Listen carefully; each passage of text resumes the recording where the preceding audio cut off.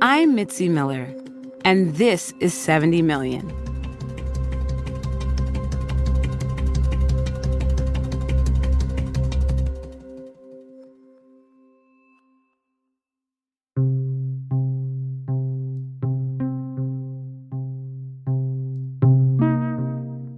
One in 3 people in federal and state prisons and 4 out of 10 people in jails have a mental illness. What's more than 1 in 5 people fatally shot by police have a mental illness, according to a years-long database compiled by the Washington Post. These may be among the reasons activists and government leaders are pushing to bar police officers from responding to mental health crises. They're putting forward new alternatives for answering these calls. Jeneé Darden reports from Northern California, where this idea is being put to the test.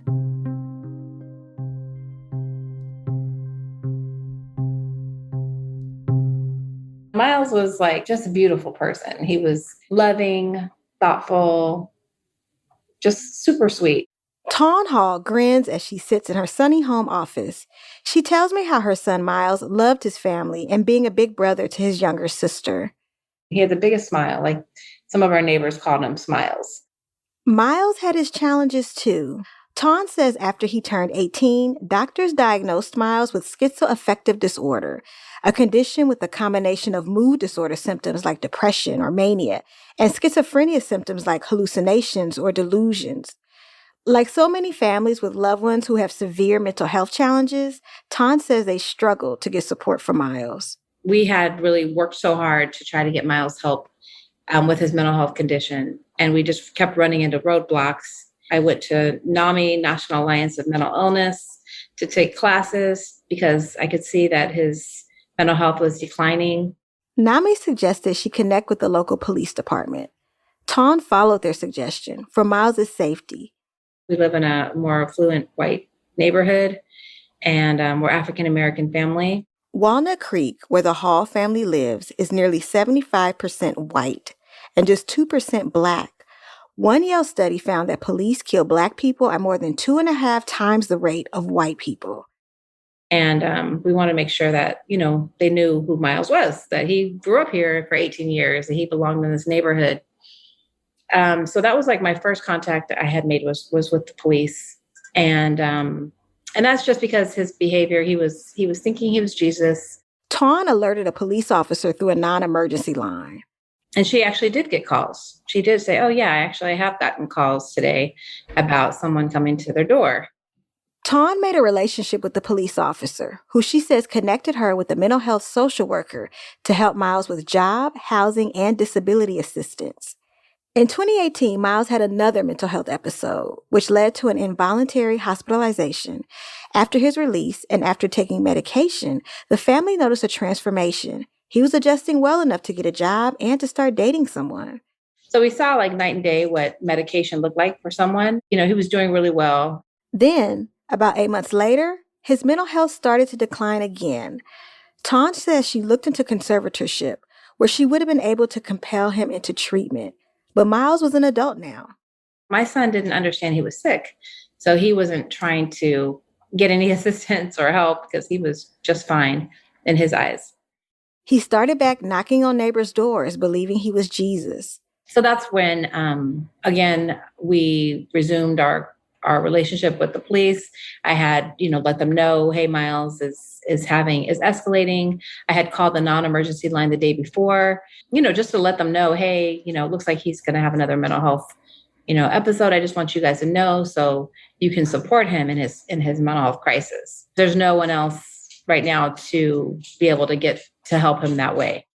Tawn was right, and the following day on June 2nd, 2019, Miles did have a mental health emergency. He walked around the neighborhood with a gardening tool neighbors had given him, a long steel pole for digging. Tawn says because Miles thought he was Jesus, he saw the tool as a staff. He broke a window at the family home with the tool. Neighbors and Miles's family called 911. Yes, I'm calling to report my grandson is trying to break into the house. I need someone here right away. We have a caller from inside of that residence. She's stating she's the grandmother and the grandson is having a mental breakdown. Tawn calmly spoke to the 911 dispatcher. We need to have police at our house. What's happening there? He's being violent. He broke our sliding glass window, and he's threatening us with it. He has like this long pole, and he's with a metal pole, and he's threatening us with it. But we left the house, and he has mental health issues. When 4 officers arrived, Miles ran toward them with the tool at his side. Tawn says he was trying to run back home, not necessarily toward the police. He wasn't, brandishing it, trying to attack the officers. According to Walnut Creek Police, one officer shot several small beanbags at Miles. Beanbag, stop! Miles kept running. Then 2 other officers used handguns. 4 rounds hit Miles, killing him steps from his home. He was 23. His death in the middle of a sunny day and on a big cul-de-sac wasn't warranted. People need to give him time and distance, and they didn't do that. And they came with guns blazing within 30 seconds. That is unacceptable. Those officers are supposed to be trained in de-escalation, and they overreacted.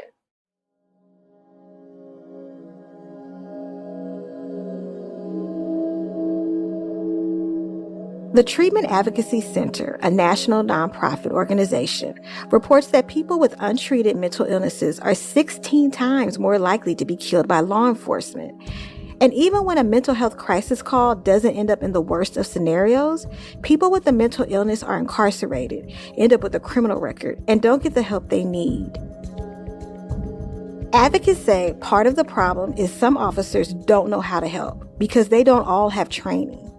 Whether officers are required to go through mental health training can really depend state to state. Shannon Scully is Senior Manager of Criminal Justice Policy at National Alliance on Mental Illness, or NAMI. It can also vary community to community.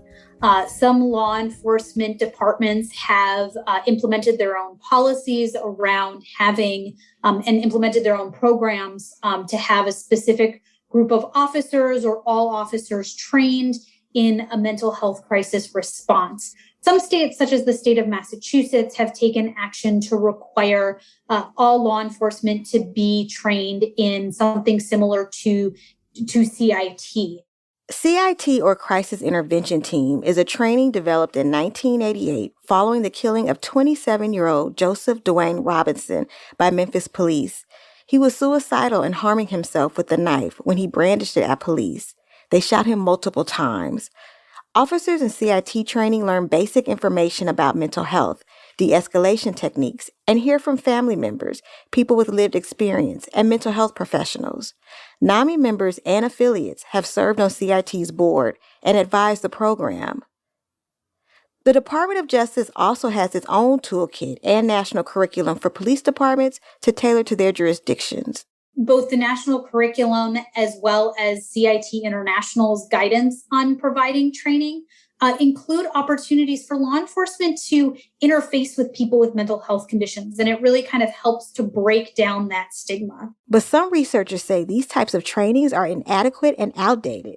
And officers who do participate in trainings may not be required to take refresher courses. There is a significant lack in any kind of continuing education. And how do we make sure that they're continuing to kind of hone their skills so that it's almost second nature when they're in the field? And one huge problem that Shannon points out, there's not enough data on the effectiveness of these trainings. While there has been a lot of promotion of law enforcement training, there is a significant lack in evaluation of what has an impact in some of these trainings. What are the outcomes that we see for officers who are going through these trainings, and whether that training that they're receiving is connecting to having positive outcomes on the other end?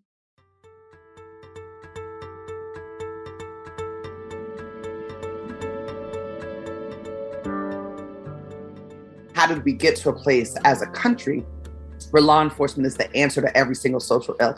I mean, your neighbor drops milk in your driveway and your first instinct is to call 911. Kat Brooks is an activist and co-founder of the Anti-Police Terror Project, or APTP, a Black-led multiracial collective of activists that started in Oakland. Her organization has publicly advocated for Miles Hall's family and other people of color who died by police violence. And we were responding to state terror, not just here in Oakland, but to police murders that were happening across the country. For the last 8 years, APTP has been working on ways for communities to support themselves and provide non-police alternatives to issues of harm or public safety. As APTP's reputation grew and as the call to not call the police grew, the onus became on us then to provide something else, because then the people started calling us. They were like, well, okay, we're not going to call law enforcement. We're going to call you. And so we were like, well, we better get our stuff together. We better get it together quickly. So they formed their own grassroots service. All right. Hello. My name is Asantua. APTP co-founder Asantua Boykin welcomes more than 80 people to this virtual day-long training for Mental Health First, or MH First. They are community first responders to mental health crises who provide peer support, de-escalation assistance, and what they call life-affirming interventions, or interventions where people in crisis have a say in what they need. I just want to thank y'all for spending your Sunday with us. You could be anywhere. And then also just thank you for spending your Sunday committed to learning how to help, committed to supporting your community members.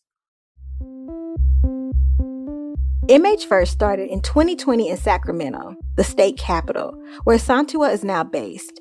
And there's a second operation in Oakland. Between the two cities, MH First says they have over 200 volunteers and that 700 people have taken their training so far.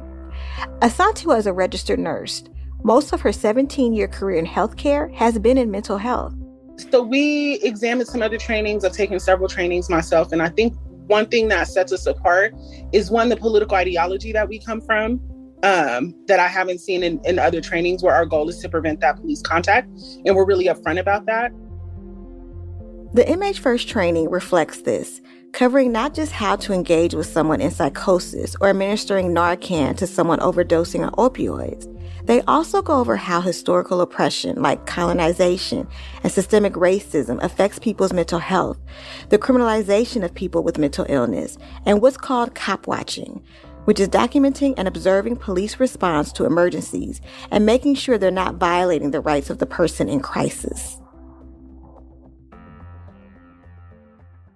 MH First volunteers are available on weekend nights. They answer calls, texts, and direct messages to their social media. Asantua tells me Oakland volunteers get 30 to 40 contacts a month, many related to homelessness. Sacramento receives less interactions. We've had shifts where we got no calls, and then some shifts we get like 7 or 8. So it just depends on the really what's going on in the world. More bad news in the world equates to more calls. Right, like at the brink of COVID, phone was like ringing off the hook. Around the Capitol insurrection, there was a lot of calls. Callers may have seen MH First hotline numbers on billboards. Those in need, family members, or witnesses to a crisis can call or text the hotline number for help. Hi, you've reached Mental Health First. This is V speaking. Would you like to share your name? V. Rebello is an MH First volunteer in Oakland. I asked her to walk me through a hypothetical call for someone whose PTSD was triggered. First, we would want to try to control and calm the breath a little bit so you can feel safer. Mm-hmm. And then we always want to follow the caller's lead as well. So I'd probably ask you some questions about what it is that you want or what you need or how we can best support you. So once we're able to be in a slightly calmer state, then we can both have a little more mental capacity to maybe do some problem solving or brainstorming. V herself has lived with her own mental health challenges and worked as a peer counselor in college. MH First volunteers tend to have that personal experience, whether it's with a family member, friend, or themselves. She says MH First is built on this idea of healing justice.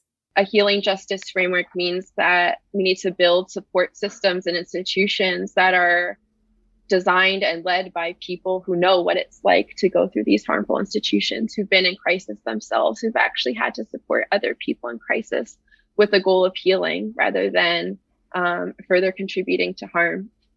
And part of that means turning a critical eye inward into, again, these institutions meant to help us, like the social work field or behavioral health care facilities, or the relationships, say, between policing and therapy, and recognizing how those systems or relationships don't always keep our communities safe. BIPOC communities face hurdles in receiving mental health care. It's expensive if you don't have insurance. You might have trouble accessing resources if English isn't your first language. Finding a therapist who understands your culture can be challenging. The American Psychology Association says that in 2015, 86% of working psychologists were white. V says MH First training starts with pointing out the difference between conventional mental health care frameworks and the healing justice model. And then the training goes into different ways that we can offer support, radical accompaniment, and even de-escalation when we or someone we witness or know might be experiencing a mental health crisis. Since programs like MH First are responding to these emergencies, often without police present, I asked Asantua about the possibility of volunteers ending up in violent situations. Most of our calls have nothing to do with violence. And a larger part of our work is dispelling the stigmatization that having or being in mental health crisis automatically equals violence. In the instance of extreme violence, likely we were not the people that were called, right? Likely someone has called 911 or used some other mechanism to intervene in that violence.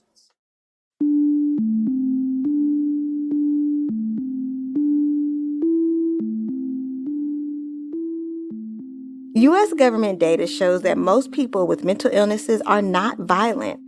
Actually, those with severe mental illnesses are over 10 times more likely to be victims of a violent crime than the general population. Asantua says in her experience, many MH First callers are looking for mental health resources. Parents call about their kids who are showing early symptoms of mental health issues. And some callers just need to talk. Because I know there's some folks, part of their symptoms is they like being hyperverbal. And in other settings, that's not appropriate. No one's going to listen to you for an hour, right? They don't have the time. But for us, we do, right? We do. We can listen. Due to COVID, MH First volunteers are mostly doing phone support right now, but part of the model is responding in person if necessary. That way, if someone does need a wellness check, or if law enforcement officers are on a scene and there's some type of crisis or potential mental health concern, we would be able to show up. Intervention can take different forms, from bringing someone food or supplies to de-escalating a conflict. Here's Asantua again. One of the things that I've done over and over again is just really like isolate, right? Like get the person off their front lawn and into their backyard, where it's less likely that the police are going to be called, like if they're behaving erratically, right? Like, or getting someone out of the street, right? Who might be like walking around in the street. I think of one time there was a young lady who was doing that, kind of in and out of traffic. And we just got her settled somewhere she felt safe. We asked her, did she want to go to the hospital? Even though she wasn't completely lucid, she was lucid when she said no about that. And so we got her settled and got her some food, and we waited until she drifted off to sleep. And then we did what we came to do.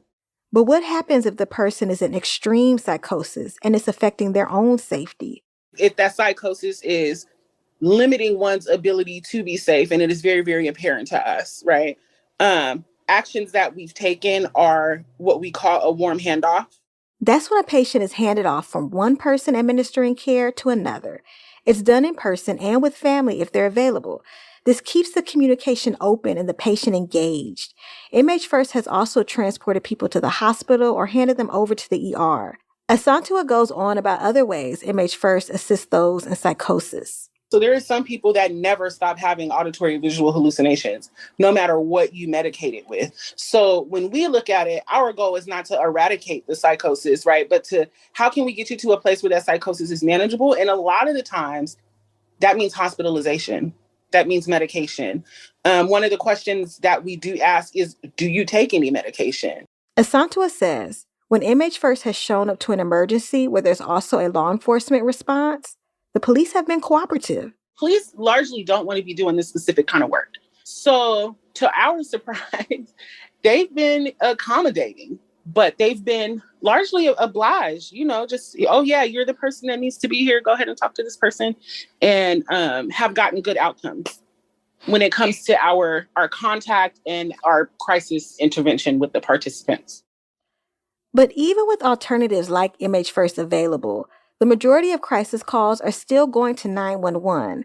This is why APTP, along with other advocates, have been calling for the city of Oakland to have a mental health emergency service. They talked to local leaders and city council members, but Kat Brooks says they didn't get any traction. We were laughed out of rooms and nobody cared or nobody was listening. Until recently. Community support for the city to have a non-police response service has grown. Kat points to the increasing number of stories about police violence against those with mental illness, like Miles Hall.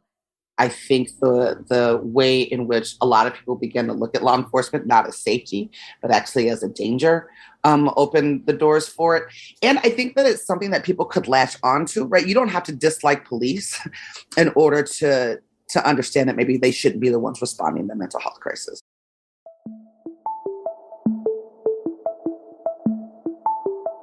Support from organizers and city council members led to a new government-funded mental health emergency response program called MACRO, Mobile Assistance Community Responders of Oakland. It's modeled after Cahoots in Eugene, Oregon, which is also a mobile crisis response service. They've been around since 1989. When Eugene residents call Cahoots non-emergency police line, a crisis intervention worker and EMT are dispatched. And in Oakland, instead of the police, civilians with mental health and or medical training will be dispatched for some non-emergency and mental health calls. Kat Brooks has big expectations for Macro. I hope that it's transformative and not performative, right? This is not just about exchanging bodies, right? It's not just about exchanging police officers with social workers. This is about decolonizing the way that we look at mental health and how we talk about and implement public safety. I hope that it provides living wage jobs for Black and Brown people. I hope it humanizes the human condition of mental health crisis and changes the way we treat our beloved community members. Macro passed unanimously in Oakland City Council this past spring. For now, the fire department will oversee the 18-month pilot program. They hope to launch no later than February 2022. It's rolling out first in West and East Oakland.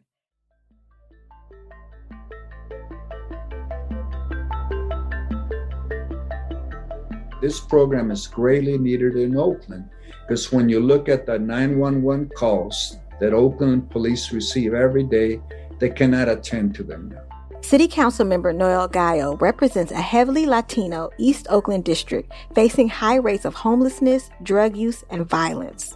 I was complaining to the police chief yesterday because many residents are complaining that they're calling 911 and the police are not showing up. Or when then they show up, it's too late. A 2019 report found that nearly 40% of callers to Oakland's 911 dispatch were not answered within 15 seconds, the standard in California. Over 18,000 callers had to wait over 2 minutes to speak to someone.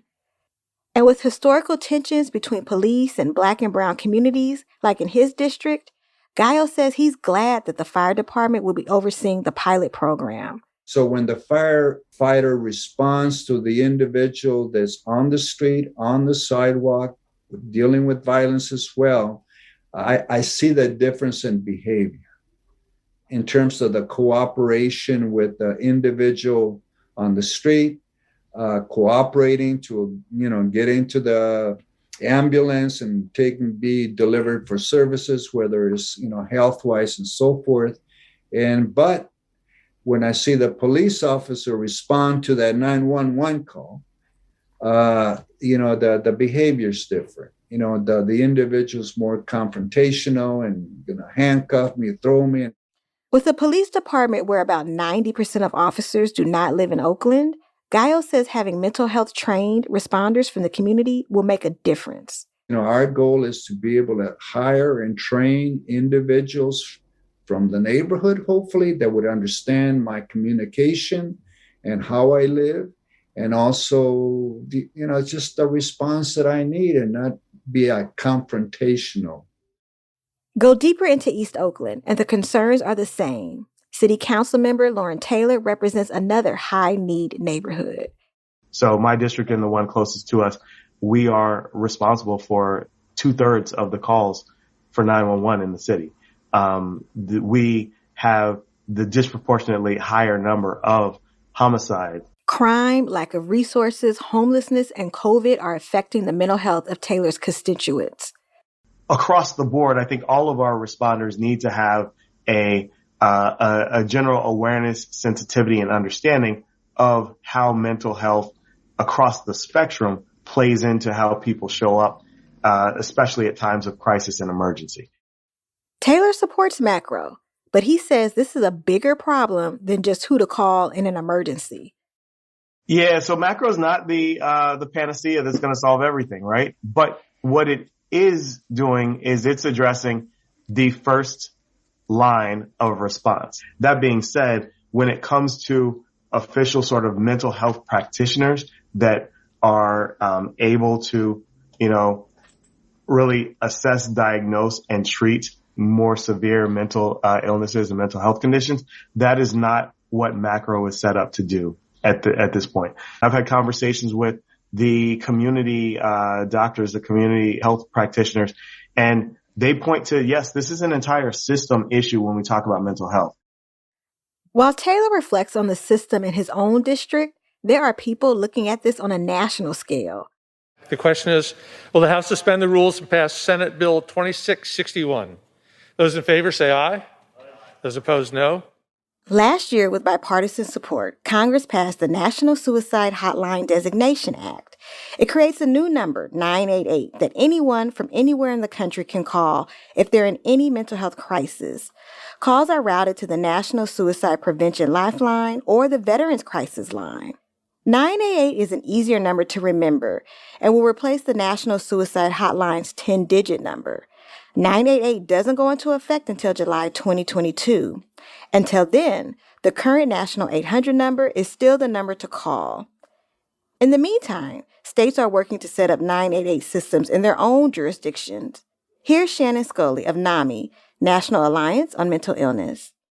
What the Designation Act did, it not only designated 988 as the 3-digit number, for mental health crisis and suicide, it also created a mechanism in which the states are allowed to pass their own bills that would levy a fee to fund services related to 988. With this new act, states can add a fee to cell phone bills to help fund 988 services.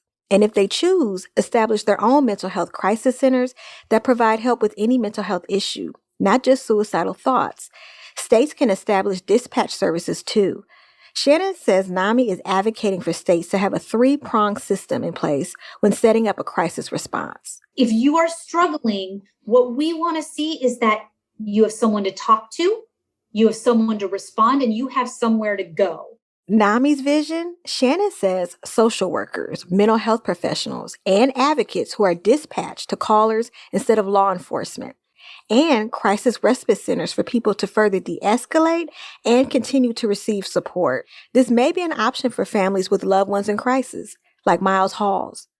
I, as a family member, can potentially dial 988 for help and start accessing and seeking supportive services that exist in my community.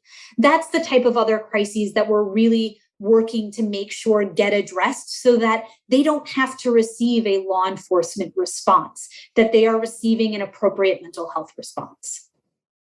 Shannon points to states like Colorado, Nevada, and Washington that have already passed bills that include a tax to fund their own response systems.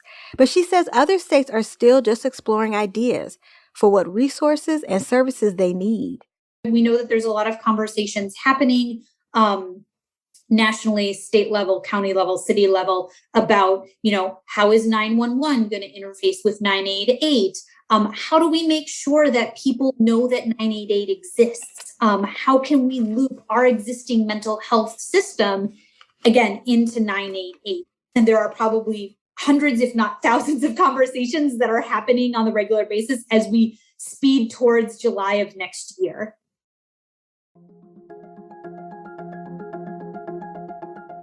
Here in California, Town Hall is advocating for AB 988, the Miles Hall Lifeline Act. Something like the Miles Hall Lifeline Act, AB 988, would have potentially saved his life because we would have had mental health professionals responding to his medical emergency. Under the proposed act, mobile crisis teams and peer support would be available 24/7, an alternative to contacting law enforcement. There will be a tax on cell phone bills like in other states. The bill is currently under review in the state Senate, and in Contra Costa County, where the Hall family lives, there is, in wake of my son's death and all the advocacy that our foundation and other allies have worked towards, is now there's a non-police response to mental health crisis calls. The Miles Hall Community Crisis Hub is a planned high-tech call center with mental health professionals and peers who can provide on-the-phone or in-person support. You have the mental health team professional on the phone. You also have the actual people who will come out and be dispatched as well from this county here. A pilot is underway for the Miles Hall Community Crisis Hub. The team building the framework includes emergency responders, behavioral health professionals, family members, people with lived experience, and law enforcement. The county DA is not prosecuting the officers who shot Miles Hall, arguing they acted in self-defense. Tawn says her family is now trying to get the state attorney general involved. In September 2020, the family won a $4 million settlement from the city of Walnut Creek. Tawn says the money is being used to further their mental health advocacy.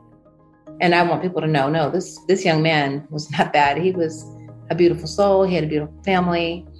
He was loved, and he loved life, and he wanted to be here. He didn't want to die by the police, but the way that the system is set up and so much racial biases, we really did try to do so many things to get him help in the right way. But the system failed our family. It failed Miles. And that's why I don't want the system to fail another person. This act of what Tawn Hall calls taking pain into purpose keeps her going. And it's going to take many people with purpose, like activists, government officials, and health workers, to build a better response system, one that provides more care, instead of criminalizing those with mental health challenges.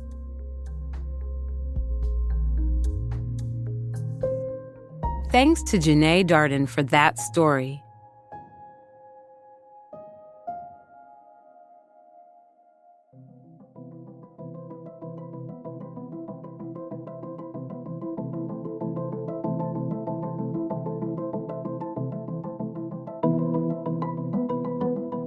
For more information, toolkits, and to download the annotated transcript for this episode, visit 70millionpod.com. 70 Million is an open-source podcast because we believe we are all part of the solution. We encourage you to use our episodes and supporting materials in your classrooms, organizations, and anywhere they can make an impact. You may rebroadcast parts of or entire episodes of our 4 seasons without permission. Just please drop us a line so we can keep track.